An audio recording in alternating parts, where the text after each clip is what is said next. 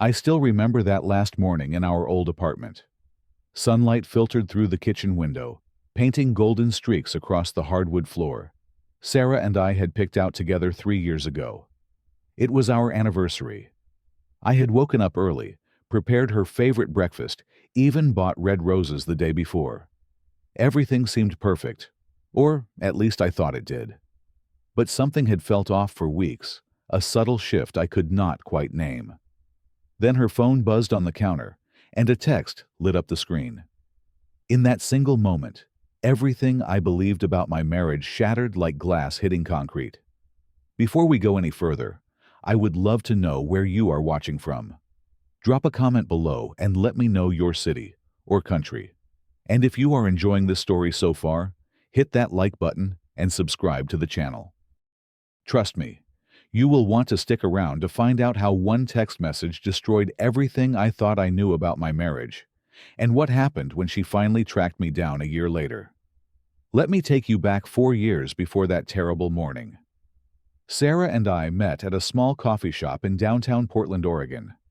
I was working on my laptop debugging some stubborn code when she accidentally bumped my table and spilled my Americano all over my keyboard.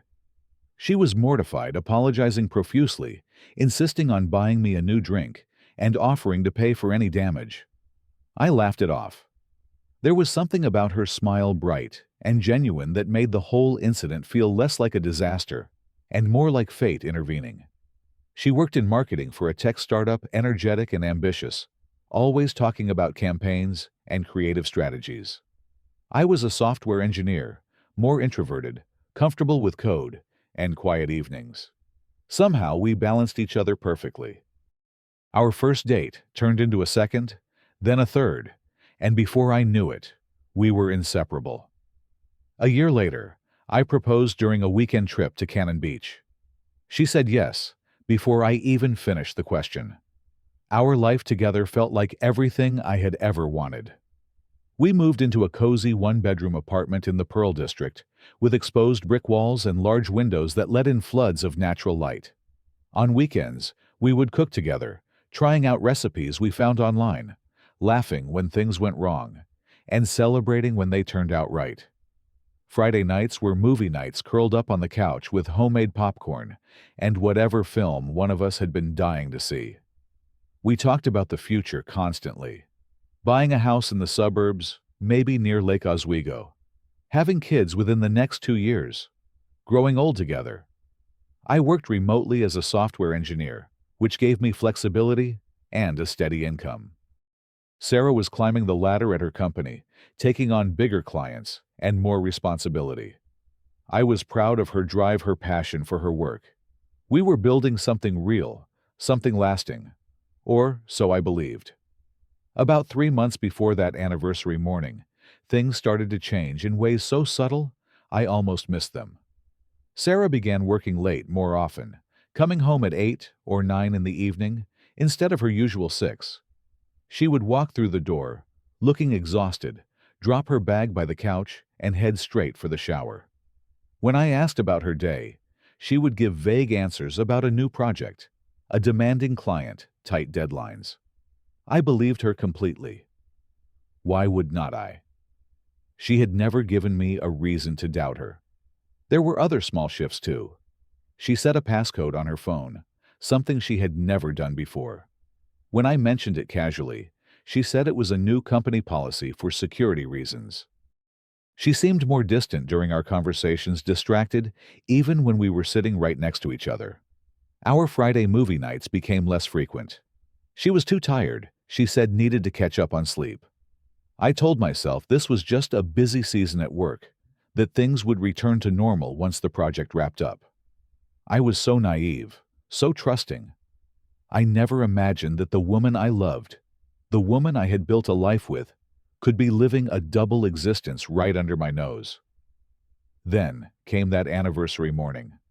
I woke up at 6, careful not to disturb Sarah, who was still asleep after another supposed late night at the office.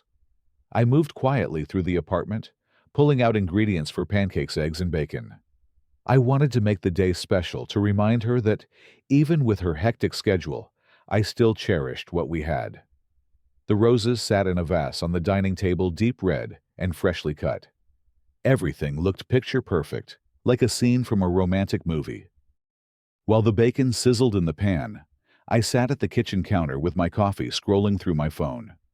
That is when hers buzzed. It was sitting on the counter screen facing up. Normally, I would not have looked. Privacy mattered to me, and I trusted Sarah. But the screen lit up with a message preview, and I saw it before I could look away. The sender was listed simply as D, just one letter. The message read, "Last night was incredible. Cannot stop thinking about you. When can I see you again?" My heart stopped. Actually stopped. I felt like someone had reached into my chest and squeezed. My hands started shaking. I picked up her phone, telling myself there had to be an explanation, that I was misunderstanding. But deep down, I already knew. I unlocked the phone. She had recently changed her passcode, but her Face ID still recognized me from months ago, when she had added my face as a backup. The Messages app opened, and there it was. A conversation thread with someone named Daniel, stretching back over 2 months. Hundreds of messages. Flirtations, affectionate words, plans to meet. My stomach turned as I scrolled. They had been seeing each other at hotels downtown, during her supposed late work nights. Lunches that stretched into hours. There were even photos, intimate and unmistakable. One message hit me harder than all the others. Sarah had written to Daniel, "Sheldon is a good guy, but we have grown apart. I do not feel the spark anymore." I read that line 3 times, each time feeling like I was being stabbed deeper. She thought I was a good guy. How generous of her. But not good enough to stay faithful to. Not exciting enough to keep her interest. I looked up from the phone toward our bedroom. Sarah was still sleeping peacefully, probably exhausted from wherever she had really been last night. My mind raced with questions. How many times had she lied to me? How many late nights were actually spent with him? Had she ever felt guilty? Or was I just a convenient placeholder while she explored something more thrilling? I stood in that kitchen for what felt like hours, but was probably only minutes, staring at the breakfast I had prepared, at the roses, at the life I thought we had. Everything felt like a joke, a cruel performance I had been too blind to see through. My first instinct was to wake her up, to confront her right then and there, to demand answers and explanations. Part of me wanted to yell, to let out all the rage and heartbreak building inside me. But then, another thought took hold, quieter, but more powerful. I did not want to hear her excuses. I did not want to watch her cry and beg for forgiveness. I did not want to give her the chance to manipulate me with apologies or promises to change. She had already made her choice, made it over and over again, every time she met Daniel, every time she lied about working late, every time she kissed me goodbye while thinking about someone else. So I made a choice of my own. I would leave. Completely. Without a word. No confrontation. No tearful goodbye. No lengthy explanations. I would simply disappear from her life, the way she had emotionally disappeared from mine. It felt like the only way to take back control, to deny her the power to talk her way out of what she had done. Ghosting her felt like justice. Over the next 3 days, I moved through our apartment, like an actor playing a role. I smiled at Sarah over breakfast, asked about her day, kissed her goodnight. But inside, I was systematically dismantling our shared life. On the first day, I transferred half the money from our joint savings account into my personal account. I contacted an old college friend who lived in Seattle and asked if I could crash with him for a while. He agreed without asking too many questions. On the second day, I started packing. I could not take much without Sarah noticing, so I focused on essentials. I filled 3 large backpacks with clothes, my work laptop, important documents, like my birth certificate and passport, and a few keepsakes from my late mother. Everything else, the furniture we had bought together, the books, the kitchen gadgets, even my wedding ring, I would leave behind. None of it mattered anymore. On the third day, I emailed a divorce attorney, setting up a consultation for the following week. I also sent a message to my boss requesting to transition to fully remote work without needing to come into the Portland office. My job had always been flexible, and my boss approved the request without hesitation. Meanwhile, Sarah continued her double life completely unaware that I knew, completely confident in her deception. That evening she asked me if something was wrong. "You have seemed quiet the last few days," she said, her voice full of false concern. "Is everything okay?" I forced a smile and lied as easily as she had been lying to me. "Just tired from work," I said. "Nothing to worry about." She hugged me, said, "I love you so much." I hugged her back, but it felt like embracing a stranger, someone I no longer knew at all. Friday morning arrived. Sarah woke up early, unusually cheerful, and told me she had a business trip to San Francisco for the weekend. She kissed me goodbye, pulled her suitcase toward the door, and said, "I will be back Sunday night. Let us go out for a nice dinner next week, okay?" I nodded, watched her leave, and knew with absolute certainty that she was not going to San Francisco. She was going to spend the weekend with Daniel. 20 minutes after she left, I started moving. I grabbed the 3 backpacks from the closet where I had hidden them and loaded them into my car. Then, I walked back into the apartment one last time. I looked around at the space we had shared, at the memories embedded in every corner. The spot where we danced on New Year's Eve. The couch where we binge-watched entire seasons of shows.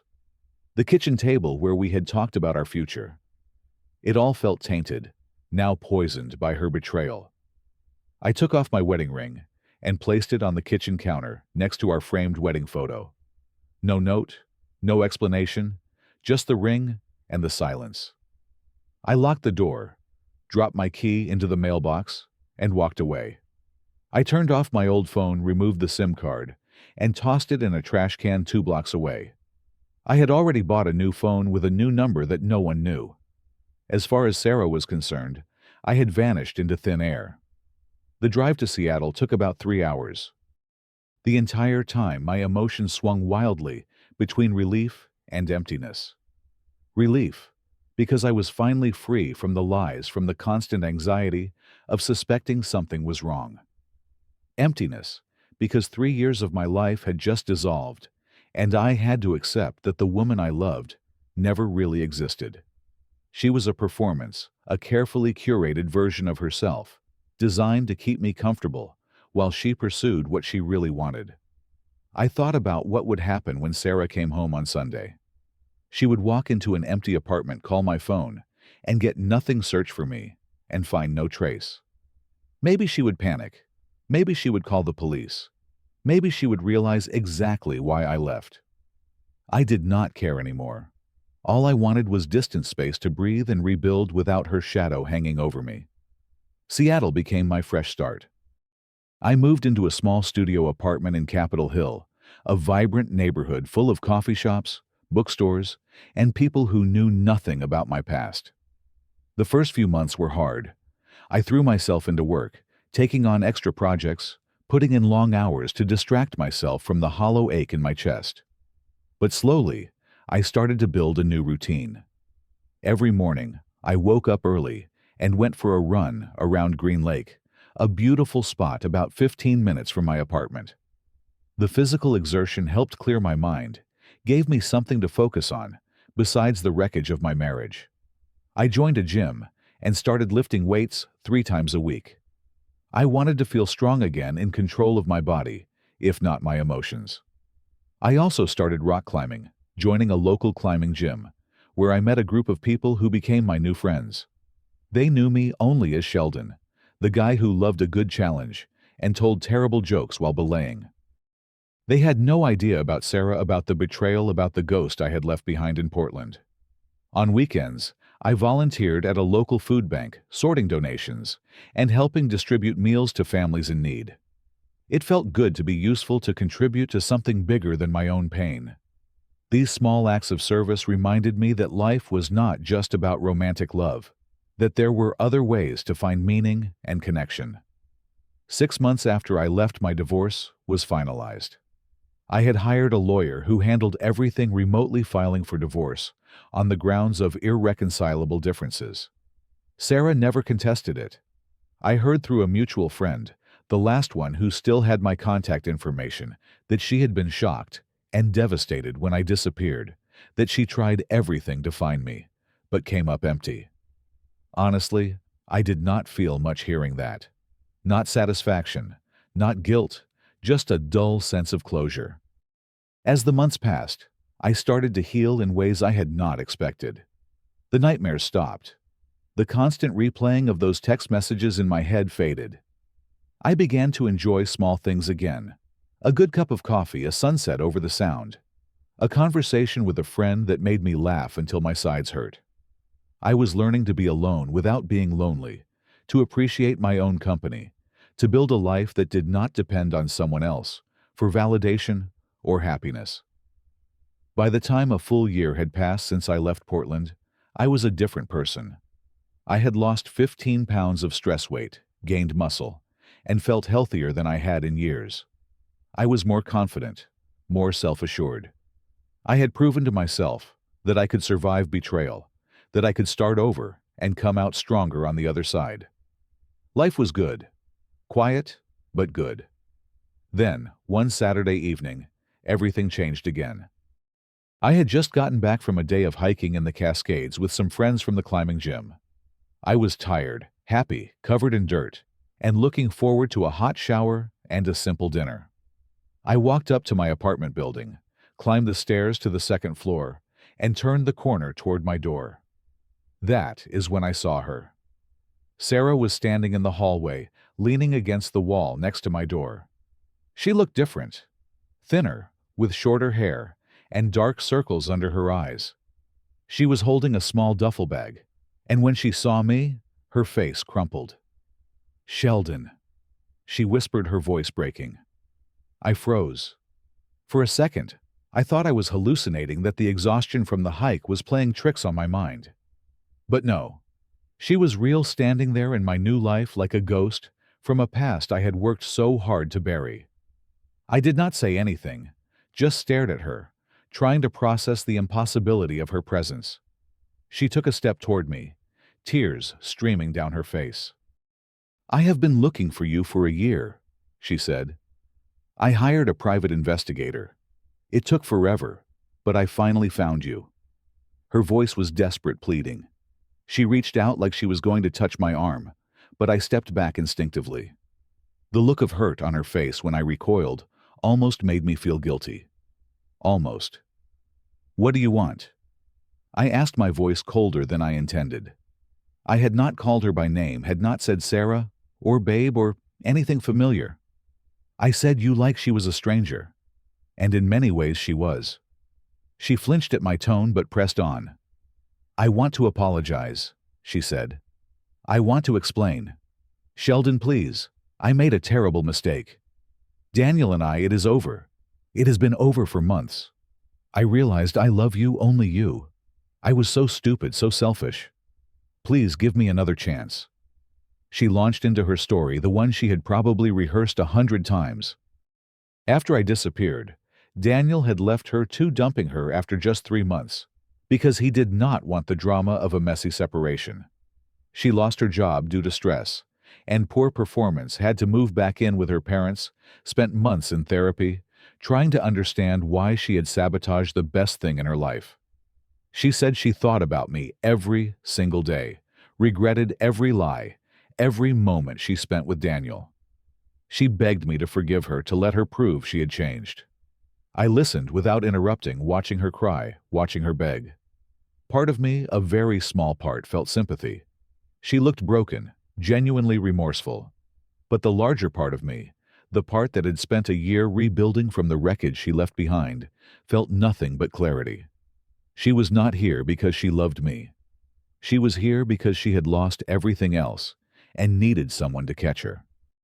I was her backup plan, her safety net, the good guy she could rely on when the exciting option fell through. I took a deep breath and looked her straight in the eye. My voice was calm, steady, not angry, but firm.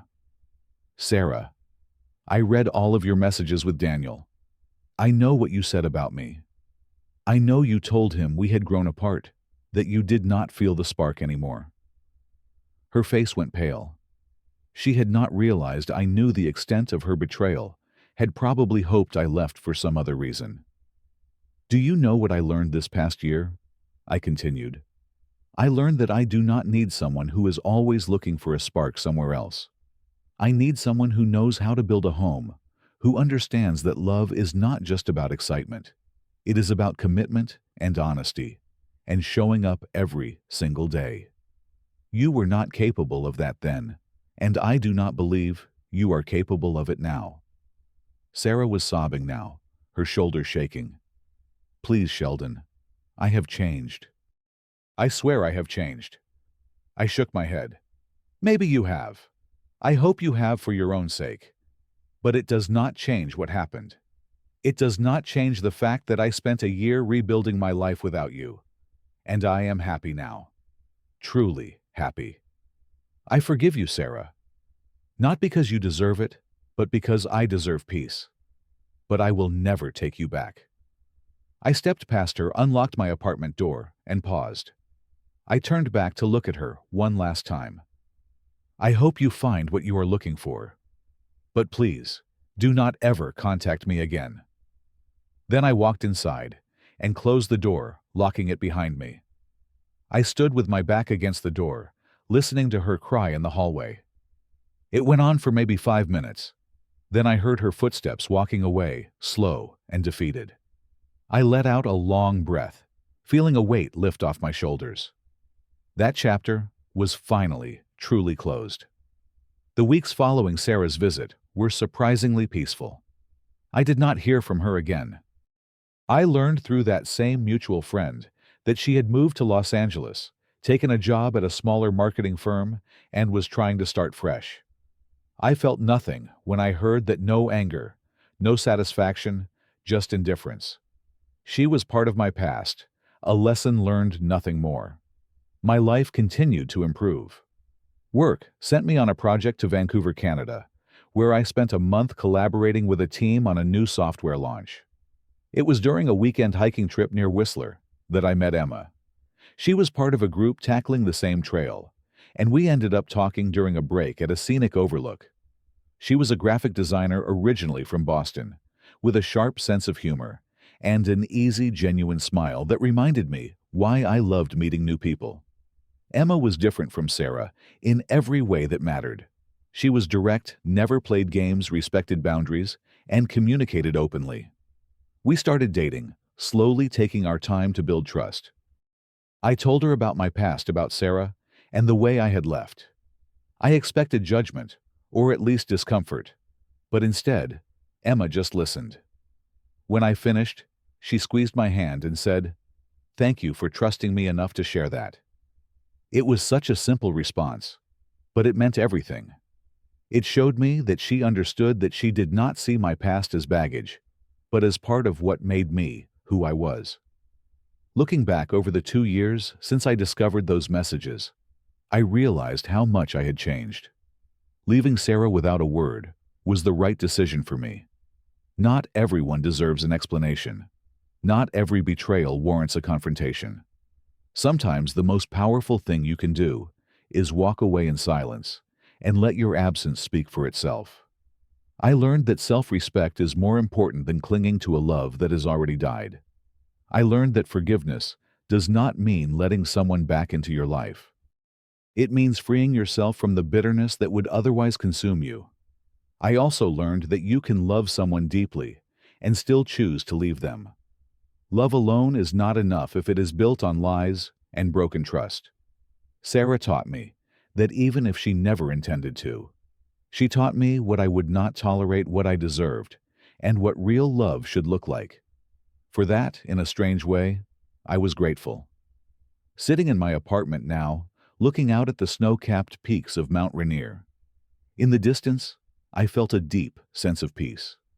I was proud of myself for having the strength to walk away when staying would have been easier. I was grateful for the second chance at happiness that life had given me. I was thankful for the lessons about love betrayal and the power of letting go.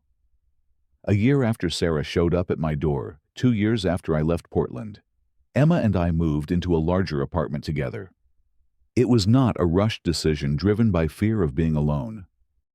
It was a thoughtful choice, made by two people who were ready, who had built something real, on a foundation of honesty and mutual respect. One evening, as we unpacked boxes in our new place, Emma asked me, "Do you ever regret it?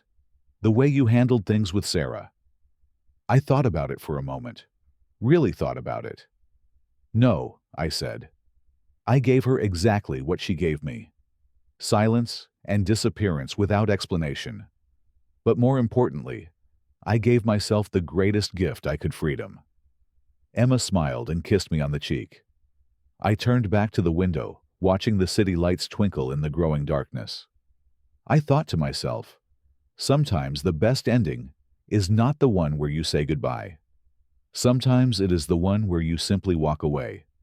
And on the other side of that walk, a new life is waiting. A life you actually deserve. So here is what I want to leave you with. If you are in a situation where someone has hurt you, betrayed your trust, do not be afraid to let go of what is causing you pain. Do not feel guilty about putting yourself first. Sometimes the best thing you can do is disappear and let life answer for you. You deserve honesty. You deserve loyalty. You deserve love that does not come with conditions or lies. And if you are not getting that, you deserve the courage to walk away and find something better. Now I want to hear from you. Have you ever had to walk away from someone you loved because they broke your trust? How did you handle it? Drop your thoughts in the comments below. I read every single one, and your stories help others who might be going through something similar. If this story resonated with you, please hit that like button. It really helps the channel grow. And if you have not already, subscribe and turn on notifications so you do not miss future stories. Share this video with someone who might need to hear it. Thank you so much for watching, for listening, and for being part of this community. I wish you all strength, healing, and the courage to choose yourself when it matters most. Take care, and I will see you in the next one.